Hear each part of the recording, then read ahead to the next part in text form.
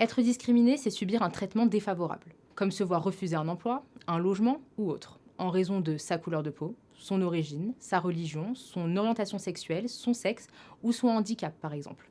Et ces discriminations, définies par l'article 225.1 du Code pénal, sont punies par la loi. Bien sûr, il y a des victimes qui portent plainte et sont enregistrées par la police et la gendarmerie. Le problème, c'est qu'elles sont très minoritaires.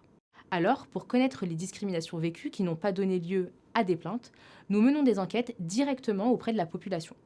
C'est ainsi que l'on apprend qu'en 2021, en France, pas moins de 1,56 million adultes ont subi une ou plusieurs discriminations. Et ce sont de ces personnes dont nous parlons. Quand on demande aux victimes de discrimination pourquoi elles n'ont pas porté plainte, plus d'un tiers d'entre elles disent que cela n'aurait servi à rien. À tort ou à raison? Eh bien, pour celles qui ont sauté le pas, malheureusement, plus des trois quarts jugent que la main courante ou le dépôt de plainte a été inutile. Mais l'utilité de la démarche n'est pas le seul facteur qui décourage les victimes.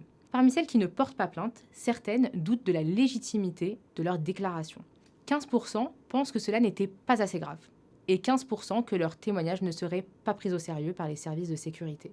Pourtant, et il est nécessaire de le rappeler, subir une discrimination est un acte particulièrement grave et puni par la loi. Certaines victimes peuvent en garder des séquelles psychologiques.